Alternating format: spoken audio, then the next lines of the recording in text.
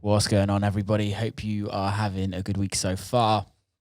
So, this week on the podcast, this is a food one, and I'm really excited for you to hear this.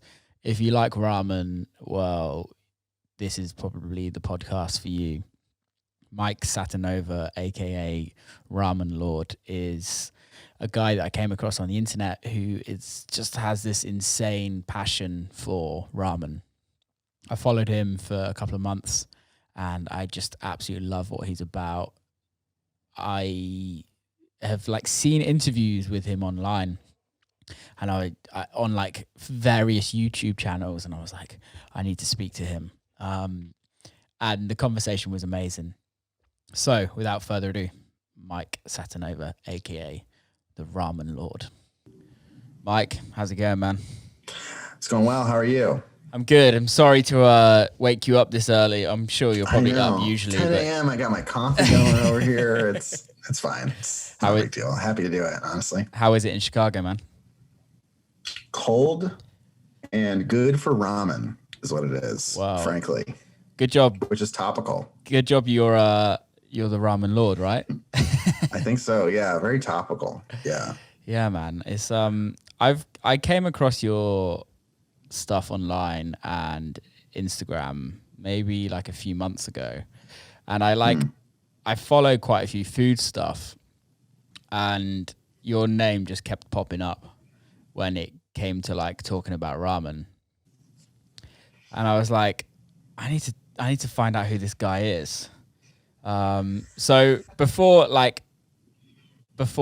we kind of get going into the conversation, for anybody that doesn't know who you are, can you give us a little bit of an introduction on who you are and what you do? Sure. So my name is Mike, but on the internet I go by the name Ramen Lord, which I realize is sort of presumptuous and sort of insane, but it's true. And it started as a joke. I was unemployed and depressed, so I made a Reddit account and just liked ramen. So I called myself Ramen Lord, as a goof, not trying to do anything serious with it. Yeah. But in my kind of boredom, I just started making ramen at home. I had been making ramen at home. I had lived in Japan for a while and kind of missed ramen because in the US, at least at the time, this was 2010 or so, ramen just did not exist as it does now. It just did not exist. So for me to go from eating it all the time to never eating it, I just kind of had to make it. And I sucked at it for a solid 6 years. Pretty terrible at it. My friends will tell you that it was fine, but it was pretty brutally bad. Yeah. And just throughout the course of making it, I started sharing these things on Reddit, on the internet, and people started finding that it was pretty cool. And I guess it just kind of grew organically.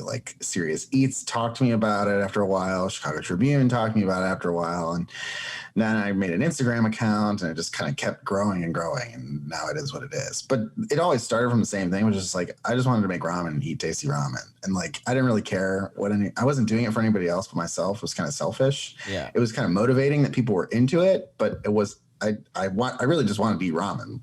That's where the motivation came from. And still to this day is where the motivation comes from. I make what I want to eat, So now it's crazy. It's 23K followers or something about ramen. I don't know where that comes from, but I'm happy. It's cool. I appreciate all the support, It's amazing, man. And I love that it's just come out of a passion of just liking ramen or loving ramen. I think it's loving, a little, I think the problem is that ramen is one of those foods where people go in, right? There's certain foods in the world. I think pizza is another one. Barbecue is another one. I'm sure there's any food you can imagine, but there are certain genres of food where people just go in. Yeah. But ramen is unique in that some of these guys who go in literally only eat ramen. They don't eat anything else. They just go to new shops every day, eating ramen every single day. So it gets a little intense. Your echelon is crazy high, So I'm not saying I'm that level. I mean, I think about how many bowls of ramen I ate last year. It's maybe more than one should eat in a year for sure. Okay. Do you count? I can estimate it was maybe 120. That's pretty good going. No, you hear some of these these crazy ramen heads. My friend Abram he goes by the name Ramen Beast on Instagram. If you don't know who he is, you should follow him. Awesome account. I'm gonna follow him now. He ate like 400 something bowls last year. Jesus Christ. So that's like at least a bowl every day, often several bowls a day. Right? Is he overweight? No, he's in great shape. He looks great. Ramen beast. My other friend, Brian, Ramen Adventures, he probably ate like 300 bowls last year. Also, rail thin dude, not overweight, killing it.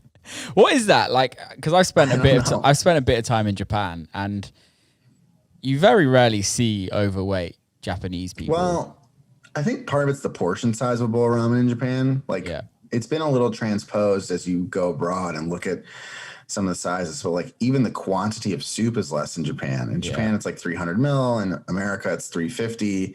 The amount of meat you get on a bowl, like, do people eat more than a bowl of ramen in Japan? No, you have the bowl and you leave. In America, it's like you get appetizers and cocktails and dessert. And so it's like suddenly you've just consumed twice the amount of calories, right? Even though this food is really heavy, it's like you've had everything else with it too. Yeah. So I think like in Japan, like, yes, ramen is bad for you. I want to be very clear. Ramen is not good for you. Anybody who tells you that it's good for you is like trying to pull the wool over your eyes. But tastes amazing. But it tastes good. And if consumed in moderation with a normal diet, it's fine, right? Just like anything else. So, you know, these guys who are eating ramen all the time, they're not really eating much else. They're not like going ham and being like, well, I'm going to go get this crazy breakfast with 15 bajillion other things. I'm going to go have, you know, full English breakfast with bacon and sausage and eggs and black pudding and everything too. You know, it's like I had a bowl of ramen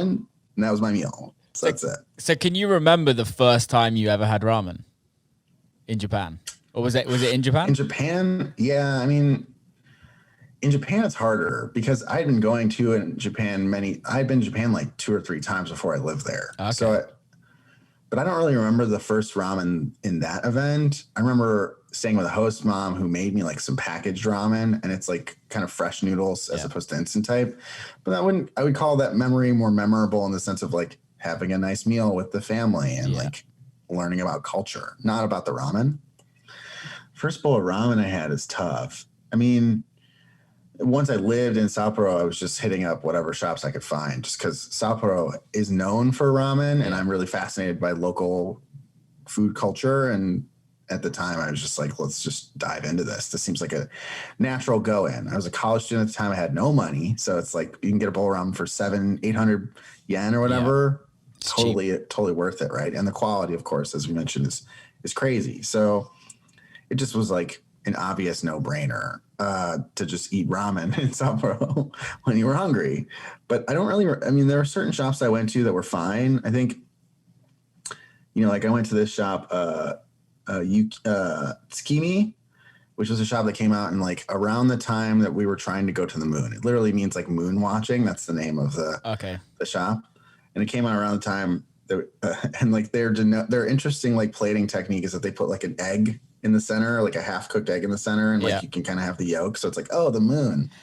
And that's generally what tsukimi means in Japanese for food, right? It's like, oh, it's like it has a half-cooked egg on it somewhere, basically. Yeah. Like, and so I remember like certain stores like that, or like other people would give like recommendations to your campus that were fine. Like I went to this Chinese restaurant that had ramen and it was fine. But none of those were like really like setting me off on a blaze. You know, they were just like, oh, these are cool ramen shops. The ramen shop that like set me off was, and I'll never forget this, I was chilling in basically like kind of like the student center, hanging out, just like in between class, hanging out. And one of these Japanese guys who I was friends with kind of came over and he was like, dude, I heard you're kind of into ramen, you're kind of into food. You need to check out this place called Sumide. Sumide is where you need to go, Mike. And I was like, okay. I was like, whatever. You know, I didn't really have a big expectations. I was like, some college kid telling me what to go. Fine. And I'm a dumb college kid, so I don't know anything better. So I go, and Sumide, you know, for those who don't know, is one of the most legendary ramen shops in Sapporo. I did not know this at the time. I didn't realize the importance of this restaurant to the lineage of this dish in the city, but it is incredibly important. It's arguably also one of the most famous. Like if you walk around Sapporo and you ask people, you know, where's some good ramen, and they're a real person from Sapporo, they might list that as one of the shops just because it's really entrenched in kind of the city. And that place blew my face off. Like it was crazy, right? So like you're going from eating pretty dang good ramen to like something that's like, you know, renowned, right? And I distinctly remember being like, I've never had anything like this. I've never had a dish that was as complex or as wild or as bombastic or as heavy or as, just interesting to eat. I've never had an experience like this. Okay, I'm in. I want to find out everything there is to be about this dish, because if this is where it can be, it's like, imagine where else it is, right? Like who is doing other things besides this? And so I went on a tear. Like, I think I ate maybe 100 different ramen shops in my year of living in Japan. And it definitely was spurred by sumire, because it was just like, oh, this is what this dish can be, right? What was it that's so special about it? Like, what? It's hard to explain. I mean, for one, it's a very distinct style. Sumire invents this style of miso. It's a miso ramen, and miso ramen is the Sapporo style. So at a high level, most of the shops that are renowned are doing this style. There are exceptions, but most of the shops are doing that. And sumire is unique in that they float like a really thick layer of hot fat on top, hot lard on top, which, some people say is like a Hokkaido thing, because Hokkaido is cold and it traps the heat. I don't know if that's true or not, but what I do know is that it's delicious.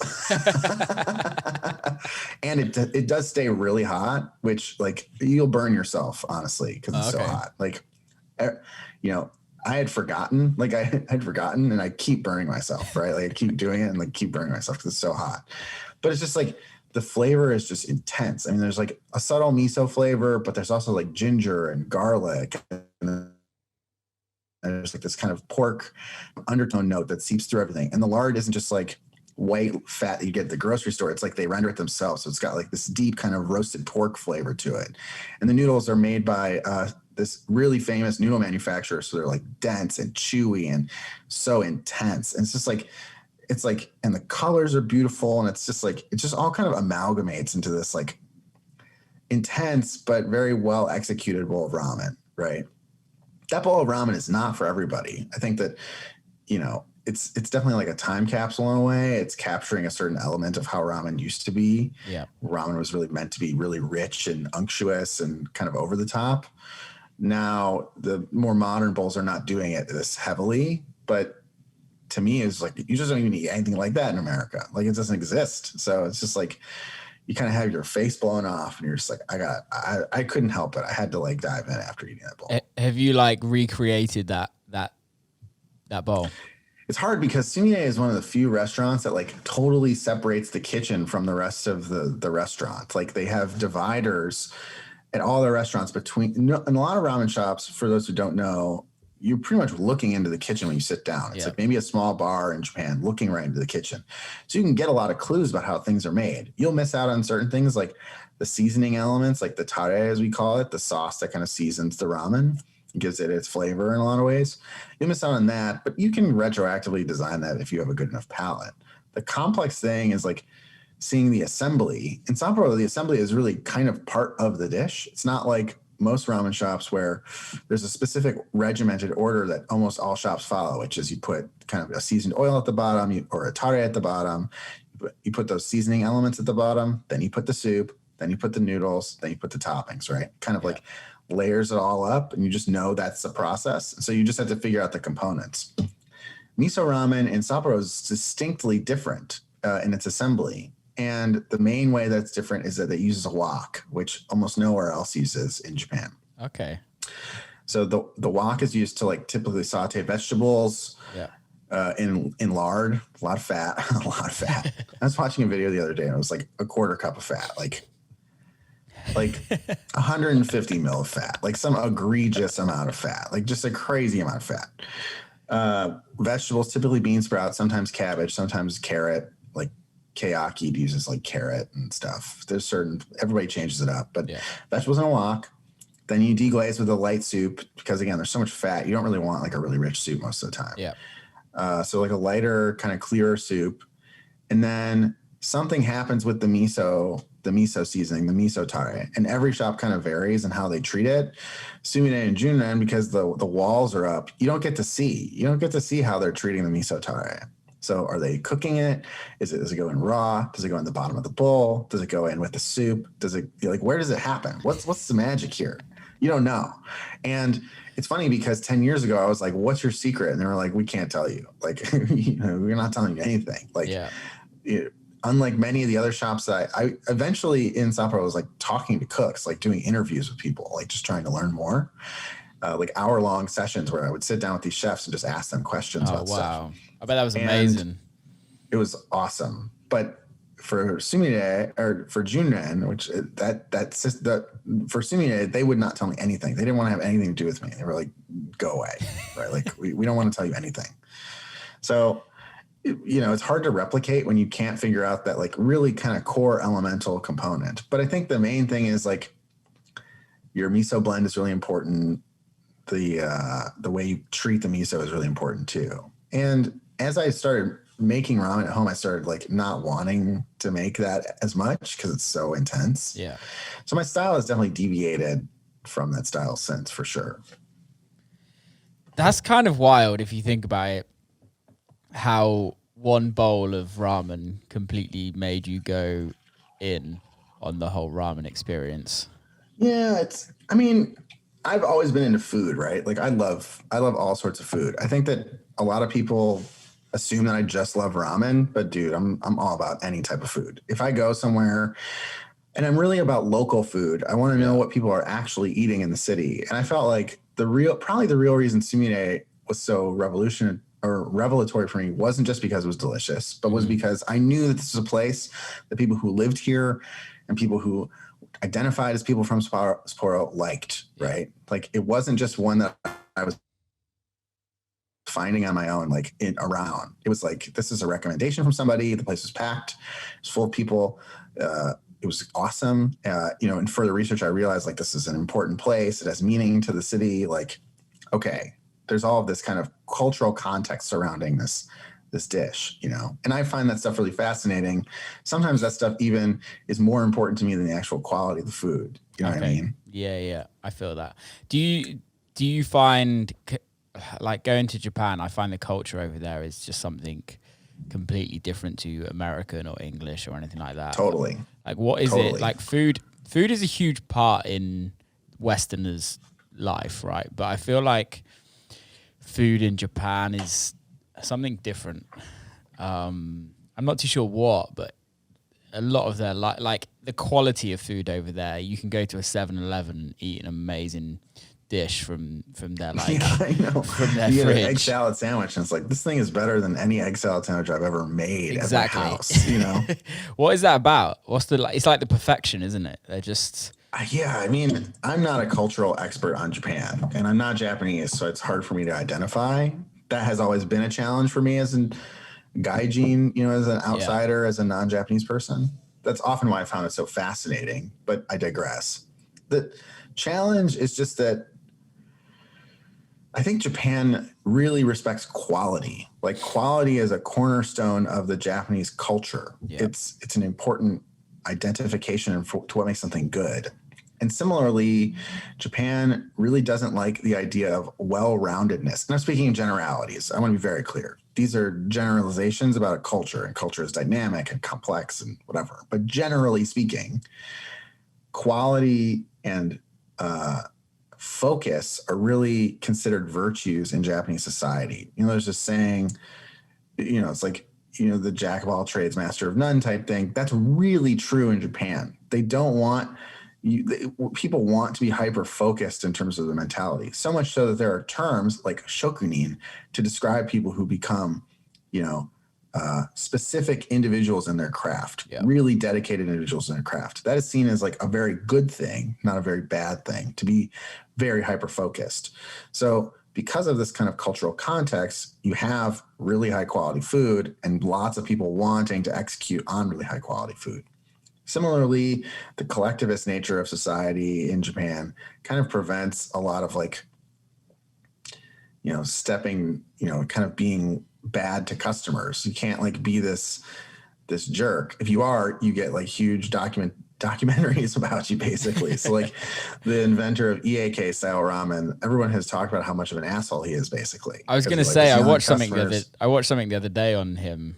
That he was just the worst to customers. There's a lot of American chefs who are the exact same way, and they are not getting written up, though. Do you know what I mean? Yeah. this is like an exception to the rule. Yeah. His intensity of yelling at people, and it's not to say that chefs aren't mean in Japan or anywhere, they are, but his level, which in my opinion was bad, but I've seen just as terrible in the US and it's not been talked about. Yeah. It's like indicative of just the way that this kind of neutral understanding of the harmonious nature of the customer and the chef needs to be maintained. And so when it's not maintained, it becomes very bizarre. And that maintenance as a result requires like increasing levels of quality and execution, right? So that's my guess. I don't know, but there's no doubt that Japan is one of the best food countries in the world. I mean, it's not only the best food; it's like the best fashion. There's just the culture is just something. I don't know. I'm not familiar enough with the fashion, but yeah, I mean, Japan executes things at a high quality. Yeah. Like that is a virtue for them. Yeah, and you look at products made from Japan, that's like stereotypically what you expect. You don't expect a shoddily made thing in Japan. You expect a high quality made thing in Japan. Yeah, you're right. You're right there. So Chicago and ramen. Mm-hmm. What about it? Is it good? I would say fine. I would say, we lag the coastal cities in the United States. And we probably lag, I would say we probably lag the UK to a certain degree too, probably. That would be my guess. I mean, there are a handful of good shops here, but it's been a long time. You would think that there would be more. And I think part of it's just because we don't have a sizable Japanese population to sustain really those flavors. So we often have, and I realize that there's some irony in this, but I realize there's some irony in me saying that as a white guy talking about this, but I think you often have like American interpretation of the dish instead of Japanese interpretation of the dish. And so that results in some nuanced differences between the two that I personally don't prefer. Yeah. It's like portion size and toppings, like people putting fried chicken on ramen. That's the worst. Putting or like dousing in chili oil. And it's like, I like chili oil, but like it's not balanced anymore. It's meant to like appease like this kind of American sensibility of aggression and like roughness and just lacking refinement and, a lack of understanding of individual ingredients and more about the synergy of a lot of ingredients to make something. Yeah. These are kind of antithetical to the styles of ramen I like, which are more harmonious and more kind of thoughtful and more composed. Right. So you tend to see that in a lot of these American ramen shops. The second thing you see is a lot of these Japanese companies, knowing that there's, opportunity here, have infiltrated the Chicago market by selling pre-made stuff. So like pre-made chashu, pre-made soups, pre-made oils, even pre-made anything you can put into a bowl of ramen, some manufacturer in Japan's making it and they'll sell it to you. And it will probably be okay because again, Japanese stuff is made at pretty good quality. So just, that's the problem. It's like you can buy a bowl of ramen for $10 in the US and it's like the chef didn't make a single thing in the bowl, but it's not terrible. It's just like, it's not really like a chef. It's just like some guy taking a pouch and putting it into a pot and then taking another pouch and putting it into a 6-pan and like serving you it. And charging you arm and a leg for it. Yeah. And then charging you $10 for it when it costs them like $2, Yeah, definitely. Maybe even less, So if you were to go anywhere in the US for ramen, where would it be and what shop would it be? That's really tough. I mean, I think the interesting thing about ramen is every city kind of has an exceptional place or a pretty awesome place. So like in New York City, which I think probably has the best confluence of ramen shops in the United States. Definitely. You've got like Ishida, awesome ramen shop. Definitely world-class ramen shop. Yeah. Like could compete with Japanese ramen shops, no problem. And they do like a lot of chintan soups. In LA, you're starting to see like the Sujita group, they do really awesome ramen. So like they do it skimen that's got like dried fish in it. It's delicious. Genuinely a delicious bowl of ramen. I've never been a huge fan of fishy ramen. I'm not a huge fan of fish. It's becoming more and more popular. That's like one of the big trends in Japan. There's 2 waves. The first is like the tonkotsu fish one, which is like super rich pork soup, lots of fat, lots of connective tissue broken down into gelatin, bubbly and thick and viscous, and it's got tons of fish in it, and that's definitely intense. The most popular ramen shop, Tomita in Tokyo, is doing that style of dipping noodle. The other is like this newer, well, not newer, but like emerging in popularity. Like last year, I think they got their own section in some of these magazines. It's like this niboshi ramen, so this sardine ramen. So again, fish is becoming a bigger thing in Japan. Yeah. Not here. It's hard to find here. I can't imagine it being ever big in America. Yeah. I mean, it's like a niche, right? You know, and maybe you can fill your niche. That's, I think, another thing about these Japanese ramen shops is because they're small, they often are like, we're niche, right? Like we do a niboshi ramen. Not everyone's going to want niboshi ramen, but the people who do will love it. And that's great. And I think in America, foundationally, we want our restaurants to appease a lot of different people. And so that kind of makes it difficult to get your specialization and hyper focus, you know? Yeah, it's a business at the end of the day, isn't it? True. Unfortunately. Yeah, still got to make money, and especially in America, where if you're in New York or in Chicago, you have to have customers at the end of the day. Right. How is the ramen in the UK though? It's honestly, I spend most of my life in America. Okay. So I live in Detroit. Where have you lived in America? I live in Detroit. Okay. How's the ramen in Detroit? There's a couple of places. There's one place that is very Americanized that does like fried chicken and puts cheese in their ramen.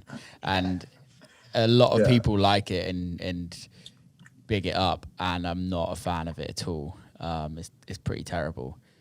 Ema Detroit, they have a couple of shops and they do ramen,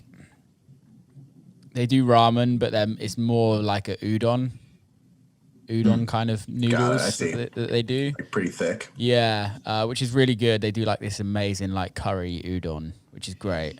And then there's another one that I can't remember, which is like, it's pretty good. It's not like, wow, this is unreal, but Ema is a very nice restaurant to like eat at.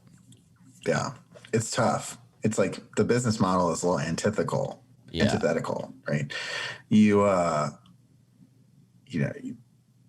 What is ramen in Japan? Does it translate to the way that Americans or foreigners eat? Rarely. It's very different. It's very like even in the UK, like there's a couple, I don't know the names, in London, but I've been to a couple of places in London. They were pretty good. Where I live near Bristol is barely, there's nothing. You get a ramen shop pop up and it's pretty terrible. It's like I'd rather just make it at home. And why do you think that, like, let's say, you know, I wonder about this a lot, just because, like, okay, the eating experience has to differ. You're gonna have somebody you're gonna expect that somebody's gonna order a bowl of ramen and chill with it for 45 minutes to an hour, right? Like that's pretty typical. Yeah. In the shops and in the US, that's very common. But that doesn't necessarily mean that the ramen has to be bad. It just means that, like, you probably have to charge more or like change the service model, but you could still make really good ramen. Of course. So what do you think it is? And I have my opinions, but I'm curious about yours. What do you think it is that like is preventing it from getting to that level? These are not no slouch cities. We have good food scenes, right? So what about it is like ramen is not there yet? I think ramen for me in the UK and America is not, I don't think people really respect the full craft of what it takes to make ramen.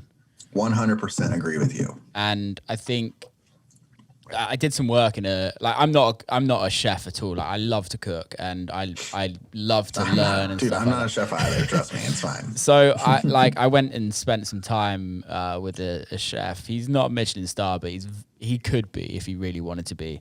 And we were talking about ramen, and he owns like a hotel in like the middle of nowhere in the UK. It's beautiful on the coastline. And he has like 8 people sit down every night just for dinner. It's like very small, very low key. And I was like, would you ever do a ramen? Because we both love like Japanese culture and Japanese food. And he's like, honestly, like the people that we would get wouldn't understand that ramen's an expensive dish, as in how long it takes. They wouldn't understand that it takes 72 hours to make this broth. if you know what I mean. And Yeah. all they would see is a bowl of noodles, a bit of meat, some seaweed, and crack on, if you know what I mean. And I think that's just, it's not something that we've had in our culture for long enough for us to understand the process of it. Yeah, like what's your proxy, right? What's your proxy for what ramen is? It's unfortunately either instant noodles, right? Which means that you're like 50 cents, who cares? Or it's like chicken noodle or some other noodle soup, which is always cheap, right? Because it came from a can. It's like, so why would you spend $15, $20 on this bowl of noodles? It's like, it's just noodle soup. I hear that a lot. It's just noodle soup. And I think that's part of it. There's a culture of like people not understanding it. I think the bigger challenge to me is just that I don't think chefs understand it either, right? Like, I think you either, and so it's really hard to make a good bowl of ramen without understanding it. You know, like it's similar to sushi, I think, in a lot of ways. Like anybody can put together a tuna roll, but like that's not the, you know, most of the stuff that's coming out of the US that's sushi that's like world class takes like a lot of focus and takes like a lot of dedication to that craft and takes a lot of time and commitment. And it's not just like somebody making a California roll, you know, not that there's anything wrong with a California roll, but it's different. It's not like the sushi that it's a different type of sushi. Yeah. My thought is that you can have kind of your American-y junky ramen and also have refined ramen together. But the problem is just there's not very many chefs who are as interested in that stuff. So they don't make it. There's not, they'd rather, and given how much time it takes, they'd rather make something else. Yeah. Well, I think it comes back to that business side of things as well, is that you can make so much more money just by putting a steak on there. Like, just open a steakhouse and you can make triple the amount of money. Right. It's true. It's like, you know, okay, if I find a little shack that I could open a ramen shop in, I can either sell a bowl of ramen for $15 and get called like a hack for selling way too expensive ramen, or I can sell fried chicken to go and make a killing selling it for $8 to $10 a portion, you know, and just having people cycle out and never having anybody sit down and wait, you know, like it's like the business element of it does make it complicated. So it's tough, you know? Yeah, I think it's also because it's so young in the culture here. It's like you said, is like in the UK, our Asian population is minuscule. Like we have a lot more Jamaican food, and Indian food is like huge here, which I absolutely love. I'm like, Indian's my favorite cuisine. And you don't really get that in America. Like you have more of an Asian population than an Indian population, or let's say like a traditional Jamaican population. I mean, it depends on the city. Of course, Chicago is unique in that we have a really small Japanese population in the immediate city. We have a pretty sizable Vietnamese population, so there's some good pho. Yeah, but it always depends. It's just like, I think the point is like the people from that culture drive a lot of the quality and the expectations of what that food should be in that area. And if you don't have those people from that culture, it gets appropriated, it gets manipulated, it gets updated, it gets revised. Yeah. So, you know, the biggest ramen shops in Chicago are all like these non-Japanese people who saw a money opportunity and made money on it. Not people who are like, I love ramen and I want to make a ramen shop. Yeah. And in Japan, the only people making ramen are people who love ramen and want to make ramen, right?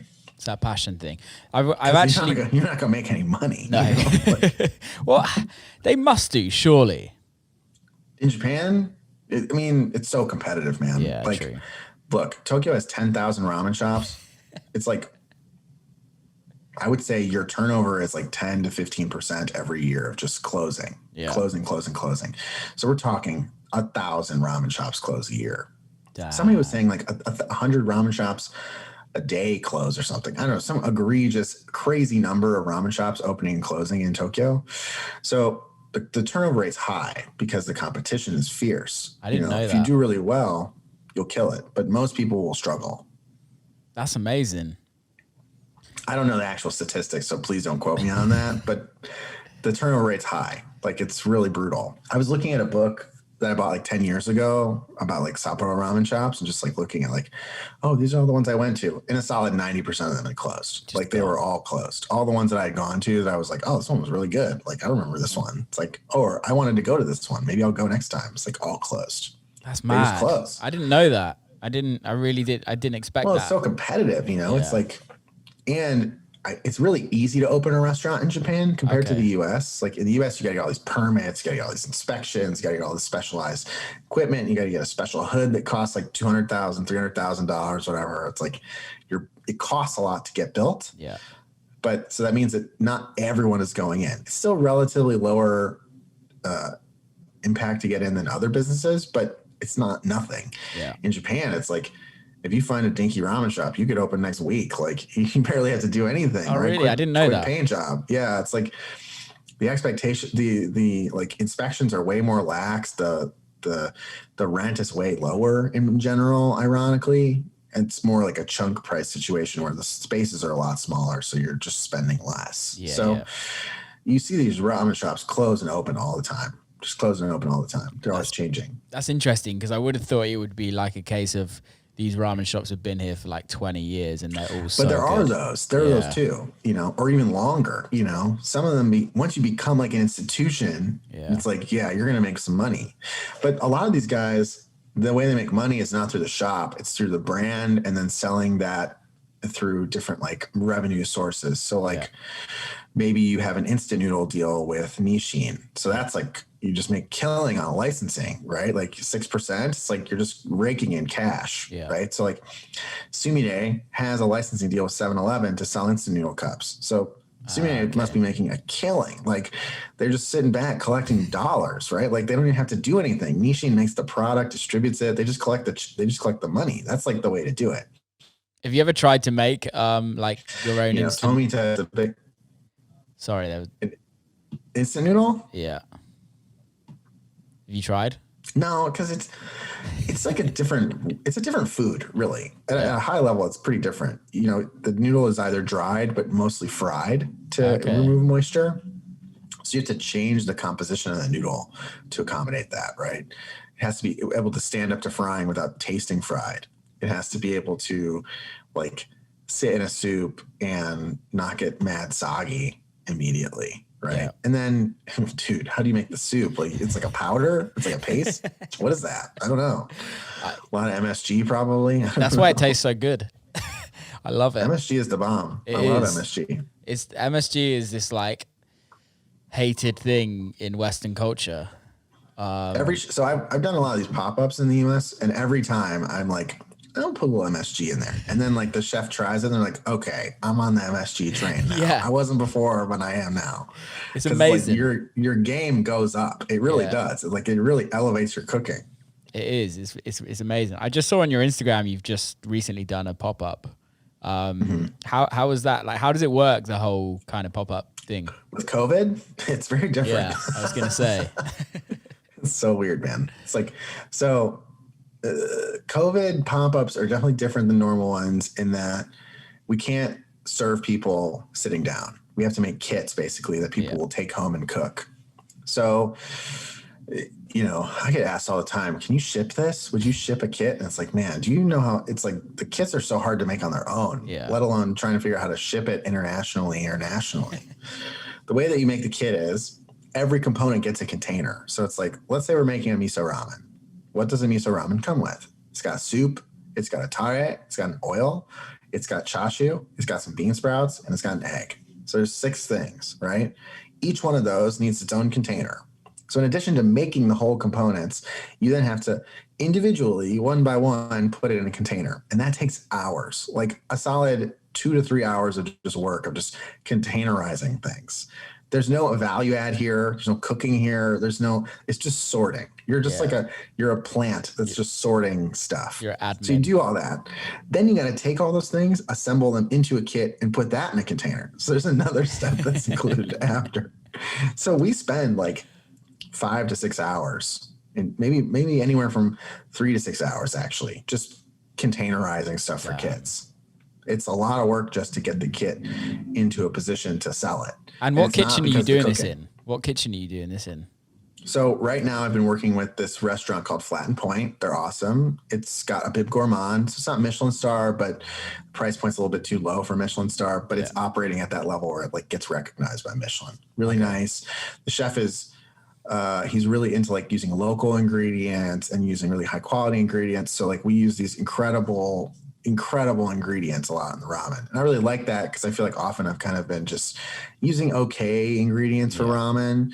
This has given me the opportunity to use like heritage pig breeds or like whole hog butchery and really interesting cuts from the animal, or like really local chicken that's like really delicious and really flavorful and intense. And we get a good deal on it because he's buying a lot from this farm. So, you know, just kind of cool stuff like that. We're not all local. You can't like get green onions locally. There's just, you know, it is what it is. Like it's Chicago, it's the winter. But to be able to like do stuff like that and kind of get pushed a little bit to like think about how to make this dish a little more regional, a little more specific to Chicago, specific to the Midwest. I really like that. And he's never shy of like challenges. So we'll always just like push ourselves a little bit. It's like we've made all the noodles for all these kits, which I would never do normally, but we have. And so what would you do normally? Like, we buy them from Sun Noodle, who makes delicious noodles. Don't get me wrong. But there's something, one, I think awesome about the control of making your own noodle. As a chef, if you're like a really nerdy chef, you love the control. Like you want control over every product possible, everything. And the noodle in ramen is really important. I would argue it's like the most important thing next to the soup, right? Like those are the two most important things in the dish. The toppings are really nice, don't get me wrong. But if your noodles and soup suck, take it or leave it. I don't care what you put on top of it. It's not good. I still haven't nailed the noodle like properly. It's hard. It's hard, man. It's so hard. So imagine us being idiots making it for like 100 people. Yeah, that's a lot. At a time. We're stupid. Like we're dumb. But it's cool to like work with a chef who's like, F it. Let's just do it, you know? Like and no fucks given. Right. So he's just like, and he helps with like a lot of logistics, and it's just cool like have somebody who is like willing to help with a lot of the work. So we've been doing kits with him, and Flat and Point does a lot of like smoked food, so we get to like do cool smoke treatments to a lot of the components. So like we'll smoke the chashu. We did the first pop-up we like smoked the soy sauce, so that was kind of cool. Like you take soy sauce and put it in a smoker basically. So does it change it much? Does it change the taste much? It adds that in like nice oaky smoked undertone to the dish. Yeah, amazing. Totally. It's funny because we think of Japanese as not having a lot of smoked food, but they actually do, because a lot of the dried fish products like katsuobushi in particular are smoked heavily. It's an integrated part of the flavor. And it's just that dashi is so like subtle and refined, right? That it's like this very delicate smoke flavor that kind of permeates dish. Whereas in American cooking, smoke is often bombastic and huge and really intense and in your face, right? Like we think like barbecue and like ribs, like, ooh, it's like so much smoke. I want it super smoky. So the idea of taking that smoked element on its own is not odd in ramen. It's very common if you're using dashi elements. But it's interesting to think about how else you can play with it.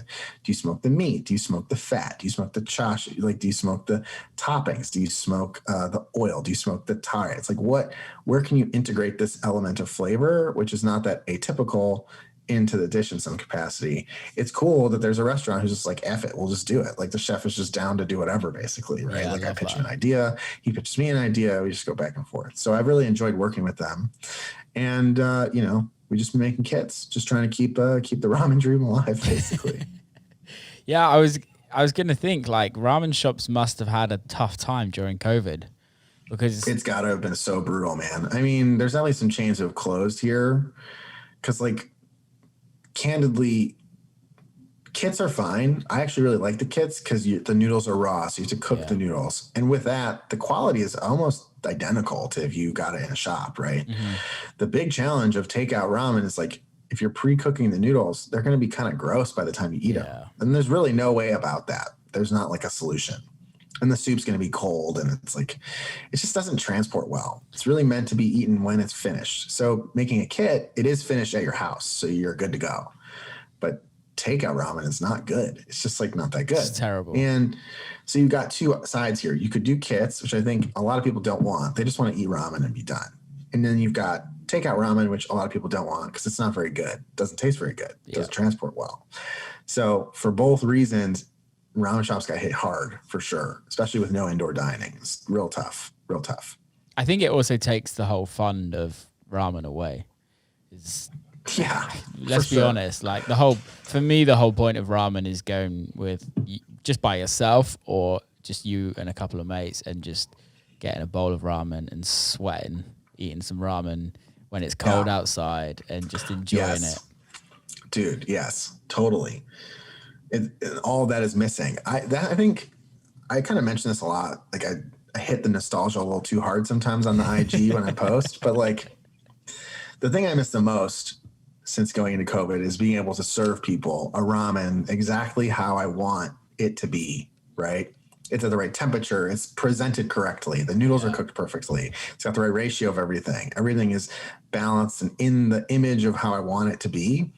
You know, when you're doing a real pop-up in a restaurant, you have the control element in your favor. You're always like looking at it and seeing how this is yours. Now you're going to do it. Yeah. In the kits, you know, you get control up until you hand it to the customer, and then the customer gets to decide what they want to do with it. And, you know, I'm not saying my customers are bad cooks or anything. Certainly the instructions are clear, but you know they're overcooking the noodles. You know they're it's their decision. It's their decision. They get to do what they want. So like sometimes somebody adds the spicy paste to it, or sometimes somebody plates it in a way that I wouldn't plate it. And it's like, you know, I'm a control freak, and I would, you know, there's a vision I have for it, and I want to express that vision in a certain way. So you just can't do that with a kit, and it's, you know, it doesn't hit the same, I guess is what I would say. There's a certain feeling as a person when you're in hospitality or you love cooking for people of like presenting a dish to someone, right? Giving a dish to someone and saying, this is my kind of expression of this food. And you just don't get that with a kit. It just doesn't happen. No, totally. What's it like when like a lot of you know, what's it like when you do these pop-ups before COVID? Like, you're not dependent. Like you say, you're not a chef, but like you're obviously on the line and you're still cooking. Yeah, on the line. Yeah, on the line. Always on the line. What's that like? So, well, ramen is an interesting dish in that so much of it is prep, right? Like it's really designed to be executed. You know, the term in the US, I don't know what it is in the UK, is pickup time. So that's like from the time you get the order to the time you've finished it and it's ready to be served to the customer. The pickup time for ramen is supposed to be like 5 minutes, right? Okay. Like you should be getting this thing out quickly, right? So to do that, everything is made in advance. No one is like cooking a soup to order or like making a tare to order, right? Like the components are done. You're just putting them in the bowl, you're cooking the noodles to order, and then it's assembled and it's out. So it's quick. And as a result, you get a lot of time to prep. You got to really think about your prep schedule. Like, when am I going to get this stuff done on time so I'm not in the weeds till midnight making soup or whatever, right? You got to think about your prep that way. But the actual like service time is relatively straightforward. It's like we always try and make sure that it's simple for us. So in past pop-ups, I would never do more than 3 different bowls. I don't want to have to like think about 4 or 5 different types of ramen to have to make at the same time. I try to make sure that we have different stations that help with the assembly of the ramen. And we try to make sure that the menu's not too complicated so we can really focus on getting the ramen out in that 5-minute interval, right? So it's like you sit down, we pre-sell all the seats for ramen pop-ups because, and I'm not trying to brag, this is going to sound like insane, but I'll just say it. If I go and say, we're going to do a pop-up, I have 200 tickets, 200 bowls to sell. If I tell people in advance, we'll sell out in like 20 seconds. Like it just goes. It's just amazing. Fast. It's fast, bro. It's real fast. Is that just for you over the years of just building a following of ramen? Yeah, just like ramen heads in Chicago knowing that they want some crazy stuff. And I think there's a scarcity element to it too that people like. So, but for both of those reasons, we sell quick. I mean, the last kits we did sold 100 kits. I didn't tell anyone they were going to go on sale until they were on sale. So there's no like pre-announcement, no like tickets are going to drop here. It was like 7 p.m. on a Thursday. I was like, tickets are available, go. By 8 o'clock, they were gone. I didn't have to tell anybody. Yeah, it's like these things go. Like, so we have to pre-sell, because if I just tried to open and like try and cater to everybody, we've done this before. It's like you got like a line of like 50, 60 people just waiting to get ramen. It's not really not a good thing for anybody to wait in line at like. Not in Chicago anyway. Yeah, we did this once where it was only walk-in, and like at 9 a.m. there was like a line of like 50 people. That's like Japanese style though. Yeah, it's crazy. That is proper. So that's what we ended up doing, is like selling to them and being like, come back at your time, right? Like come back at noon and then you can get your bowl of ramen. Yeah. Like that's silly, mad silly, so stupid. So we just pre-sell everything now so that you just know that you've gotten your bowl of ramen. You don't have to stress out about it. You can come in, you don't have to pay anything. You can kind of hang out. It's yours to enjoy however you like. You've bought it already. Yeah. It's a better experience for everybody overall. Totally.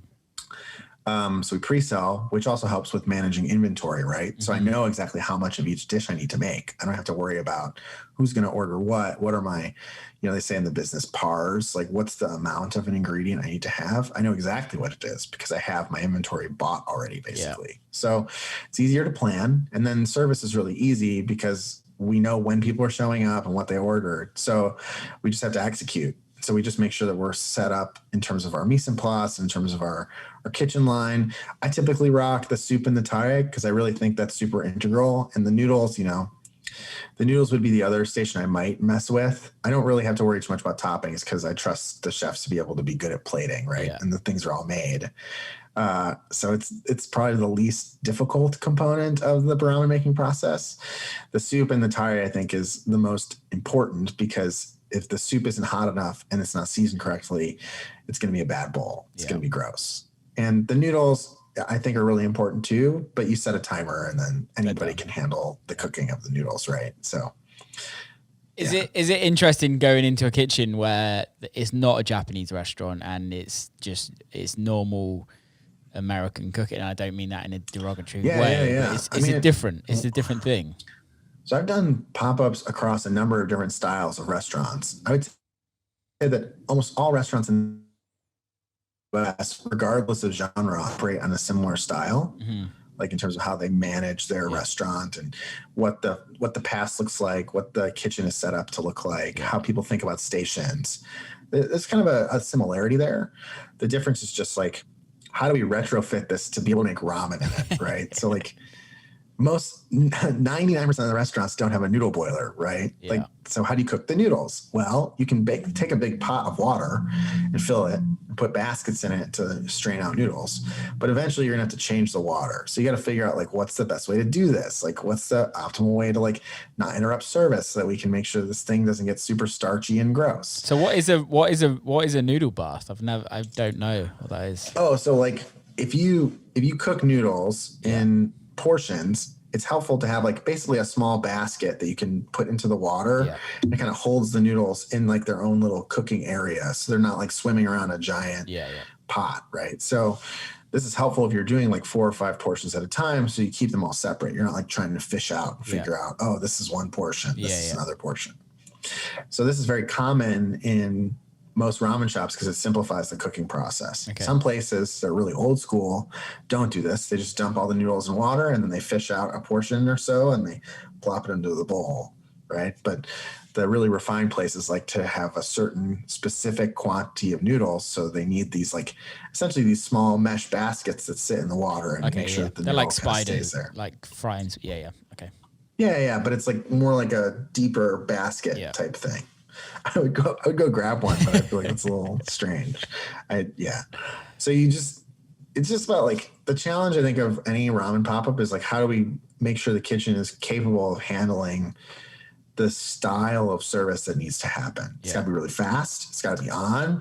And you got to be able to do things like cook noodles, independently, get the soups ready, get everything assembled quickly while maintaining the integrity of the dish and getting it to a customer quickly. Yeah. That's like the component. But I always plan this with the chef. So we've never had like a dud as far as I can tell. I've never had a bad experience, And these chefs are always really excited about making ramen because ramen is delicious and it's a new experience for them. So, they're eager to like be involved. And I really love that too, Would you ever open a place? I get asked this question so much. Sorry. No, it's good. It's a good question. I wish, it's a thing I wrangle with a lot. I would love to open a ramen restaurant, but I just don't think you can make any money doing it. So you have to think about what's the business model. And until I have really good clarity on what that business model is, it just does not make sense, right? Opening a standard Japanese style ramen restaurant with like 8 to 10 seats just won't make any money. No, you'll be broke, you'll be broke and you'll be in debt because it's expensive to open a ramen restaurant. Yeah. And I don't want to open myself to that risk. But if we can figure out like a business model that makes sense for a ramen restaurant, then I think there's an opportunity because it's clear that I have the demand. Yeah. And I love making ramen and serving ramen to people. Yeah. And I want ramen to be better. And I think the only way to make ramen better in the US at this stage is to set an example of what it can be. I agree. By executing at that high level and by being a figurehead in the scene, in the community, saying, this is what it should be, guys, like step your game up, No, I agree. I think it takes people like that to make things better in everything. Right. Ivan Ramen in New York. Yeah, what about him? Like literally that in America, that's my favorite ramen shop. That was great. I love him. We used to have beef, I think, at one point. I don't know. Somebody told me we had beef, but I love Ivan and he's awesome. I think what I love about Ivan is that he has his own unique style of ramen, which I think is often missing in the US. That's what I love. Yeah. Regardless of what it might not be the style for you, but you can't deny that it's his style and his interpretation of the dish. And we need that in the US. Yeah. Like we can't have everybody making tonkotsu. Yeah. You got to have people like Ivan who are like, I do a shio and this is my shio. And it's like a representation of what I love in ramen. To me, that's like extremely respectable. And that shio is bomb. Like I had they were doing kits the other day, or maybe like in late last year. Sun Noodle was doing like these ship kits where you could try Ivan's shio, and it was good. It was like delicious. I was like, wow. I wish I got to go back to Ivan Ramen after this one. Like this one is real good. So, I got nothing but good things to say about Ivan. He's a super nice guy. We talked a couple now. His ramen is a unique and interesting expression of the dish that represents him. What else is there to say that's not to love about that? No, I totally agree. And that's why I brought him up, because you kind of hit the nail on the head. Is you go to ramen places and it's the same. It's pretty much the same menu. Like how many more tonkotsus do you need to eat that are like made from the same paste? It's not even like they didn't make it in house. They made it from a paste. It's got the same noodles in it. It's the same manufactured noodles. The chashu is the same thing. Yeah. The green onions are all fucked up looking. They're like super chunky and weird because nobody cares. Nobody pays attention. It's like, how many of those bowls do you need to eat before you're like, I'm tired of this. Like I want to try something different. I want to try what somebody who really cares about ramen makes. And then you go to Ivan's. Like that's what that is. Yeah, I totally agree. And I think there's not many shops like that in America that I find, that I've come across, and I could be completely wrong. I agree. Dude, it's time for you to open a restaurant. Well, I don't think that my ramen is that. So people ask me a lot, like, what is your style of ramen? Yeah. Right? Like, what is my style of ramen? I don't have a good answer. And ironically, when I asked Ivan this too, I don't think he had an awesome answer either. Like, because it's hard to describe. What does it mean to have a style in ramen? I think you really just start with like what resonates with you and what you love and what you think is important. And you make ramen based on that. Yeah. And so what is important to me, and I'll say something, but it's super generic and super boring. It's like, I want the bowl to be balanced, and I want it to kind of change and feel interesting over time throughout the course of its lifespan as you're eating it. And that sounds like a bunch of gobbledygook, but I'll explain what I mean. Like, one, I don't want this bowl to be too rich and too intense or too salty, but I don't want it to be bland or too delicate or too refined. Ramen is kind of punchy by its design. It is salty. It is meant to be intensely flavored. It's not meant to be in my opinion, at least, it's not supposed to be often that delicate. Even the shios that I've had that I really loved, Ivan shio is a good example of this. It's a lighter bowl, but it's still punchy. It's still got like a little bit of roughness to it. It's like there's some edge to this. It's not just like water and fish. It's like there's more complexity and intrigue and nuance. So it's got to be balanced while still being punchy and still being ramen. Yeah. I want it to not feel too salty, too hot, too cold. It's got to be balanced so that you enjoy eating it. You feel the interestingness of it and the complexity of it. And the second thing that I really look for in a bowl of ramen is this idea of it changing over time. And I didn't really realize this is something I wanted until like maybe even a couple of years ago when I was in Sapporo. I was visiting Sapporo. I was talking to this chef who owns this ramen shop called Noodle Lab Q. And Noodle Lab Q is like one of the top ramen shops in Sapporo right now. And they're doing like this really interesting Tokyo style, what I call new wave, but it's also called like chicken and water ramen or Mizudori Ike or Neo Shoyu or whatever. There's a lot of terms for it. Basically, it's like strip everything out and just put chicken and water in the soup, but use like the craziest chicken breeds and like blend the chicken breeds and think about what are the ingredients that are working together here and use like insanely high quality soy sauces and blend like 5, 6, 7 different soy sauces. So you're building complexity through the nuance of these really high-end ingredients as opposed to like a Tomita who's building complexity through a lot of different ingredients, 14, 15, 16 different ingredients, right? Different philosophies, neither of which is right or wrong, but interesting that they both exist. So I was talking to him about this dish because I love that ramen restaurant. It's like one of my favorite for sure. And he was saying like he really thinks about how the bowl changes as you're eating it due to the temperature change and due to the level of fat on top changing and due to the like how does you taste new things as the temperature changes, right? So as it's warm, it tastes like one way. As it's middle, it tastes a different way. As it's cold, it tastes a different way. Yeah. I want my ramen to be the same way. So I think about that a lot. Like, what's the fat quantity on this going to be like? If it's too much, it's going to stay too hot for too long and you won't be able to taste that nuance. What are the ingredients in the tare?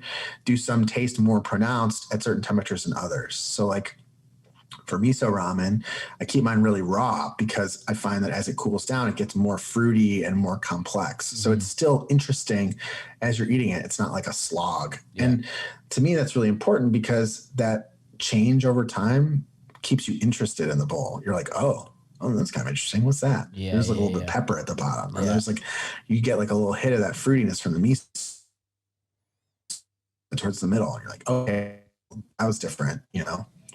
So those are like the two things I kind of aim for: balance and changing and manipulation over time. They're hard. So I spend a lot of time just messing around trying to figure it out, you know? Dude, I absolutely love I love the passion that you have about ramen. I'm totally a nerd, bro. I absolutely love it because obviously I'm in music and I wouldn't say I'm a music nerd. I like sitting in the studio.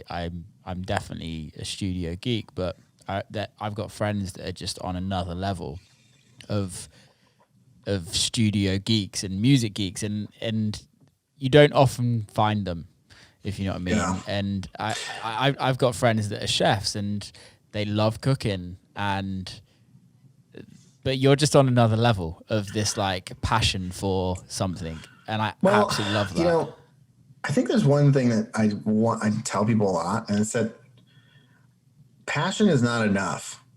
You know, like you can be really passionate about something, but be lazy or not be willing to put in the grunt work of just doing it over and over again to get good at it. I'm lucky in that I don't actually think I'm the best ramen chef, far and away. Do not think that, but I know that I will put in the stupid amount of work to get it done. Totally. Right? Like I will just do the work. So like I have sliced pretty much every scallion for every pop-up I've ever done, which is dumb. It's really stupid. Like that's a thing you should hand off to somebody. Yeah. But to me, it's just like, this is a control element for me that just needs to be done. And I know I can accomplish it the way I want it to be accomplished. So I'm going to do it. Right. I don't know if somebody else can do it and I don't want to have to worry about it. You have to be willing to just sometimes do the work and getting, like talent is a combination of both passion, the intrigue in the dish, and the grunt grit of just doing the work. So that talent, that is rare. And I think people forget about this component, the doing the work part. Like you look at like the best like of anything, these guys aren't good just because they were just like passionate and just gifted. They were good because they put in the work. They worked their asses off to get good at it, right? Like, I don't think I'm very talented, but I think that I put in the work, you know? I think that's the major thing though in all of this situation is that you have the passion, you absolutely love it. And we all know those people that are born talented, that have these amazing, like the good-looking dudes at school that are really good at sport, that are really intelligent and everything like that, and then they end up doing nothing with their lives, and because they didn't ever have to work for it. And it's the same for me in music. Is that I was never talented in music. I had to work to get that talent and get to where I'm at right now, and it feels like it's the same for you. And there's something about that though that kind of puts you a step above a lot of people in life, because I don't know. I mean, I'm not the kind of cocky guy who's going to say that I'm so awesome or anything. It's not being cocky. I don't think it's that, and I don't think it's about an ego side of thing. It's just the fact that you're willing to just put the work in. You're willing to do what it takes to get to where you want it to be. Yeah. Yeah, I mean, we could get into the philosophy of why that is, and like my psychosis that is involved in that, I'm sure. But I guess I'll just say, I very rarely settle. I don't like to settle for mediocrity, especially if things I'm executing. So for me, it was more like just a desire to just do the best thing, and like try and try and try. And you can get demoralized by that because doing the work requires knowing that you're going to mess up, right? And not having it be perfect. I think like in cooking broadly, a lot of people with this rise of the internet have just assumed that they're just going to make something and it's going to be awesome because the recipe is good and they're done. And then that's it. But the reality of like really high-end cooking is that it requires trial and error, and it requires knowing that your first attempts are going to be pretty terrible, and like getting comfortable with the fact that you're not going to nail it the first time. Like it's going to take work, and just getting used to that. And, again, I made ramen that was terrible for 6 years. So I guess I just got used to like making shit ramen basically. No, I totally agree. It takes time with anything. Dude, we've just done over an hour, and I absolutely loved it. Yeah, it's been fun. Yeah, thank you for coming on, man. Before we go, how can people follow you, et cetera, et cetera? Sure. So the good old plug. Love the plug. I'm on Instagram as Ramen__Lord. That's where I post everything about my kits if people are interested, and if people just want to see what random stuff I'm working on. That's what I usually post there. I'm also on Reddit as Ramen_Lord, where I post like more formal things. In general, I would say the Instagram is where you can contact me more of the time. And there's like links to like where to buy tickets. I have a free ebook out. It's 120 pages of just like how to make ramen. Anybody can access it. It's a Google Doc. It's free to anybody to use. You can use it however you'd like. I know some people are printing it and binding it, which is like a little insane to me, but very flattering. You can do that if you like. It's up to you. I was looking at it early, and I was like, I'm just going to have to print this out and so research this. But I do update it occasionally. Like as I make new recipes, as I learn new things, I update it. And I kind of like that because it's like this living, breathing thing that exists on the internet and just is really easy to change. So anybody can access it. The link is in my Instagram link bio thing. So feel free to check that out too. But yeah, just kind of making ramen right now. I'm just trying to get through COVID, frankly. I feel you, man. But more importantly, the thing that I love the most about ramen is education. So if anybody ever has questions or comments or wants to get into the hobby, feel free to shoot me a DM. I try to be responsive. I try to help people out where I can. Always happy to chat about it with literally anybody. Like I do not, any skill level. You can be you have never made ramen before and you're like, I don't know what I'm doing. Or you can be like, I'm a chef and this is what I think. I would love to chat with you about ramen. To me, I think the only way we get better at making ramen is by educating one another about it and by sharing what we know. So, feel free to contact me. I'm not that strange of a person. I just love chatting with folks, I love that, man. Thank you so much. And also when I'm in Chicago, we have to make some ramen. Dude, absolutely. Anytime. Absolutely love to. Cool. Peace out, dude. Keep safe. All right. Thank you. See you, Take man. it easy. Bye. Bye. Wow. What a dude. That is true dedication to ramen. And I absolutely love anybody that is willing to put that much work and time into one thing. I absolutely love that. Hope you enjoyed it as much as I did. Please share it with all your friends. Give us a little review. Make sure you hit subscribe, and see you very soon. Keep safe, people. Big love.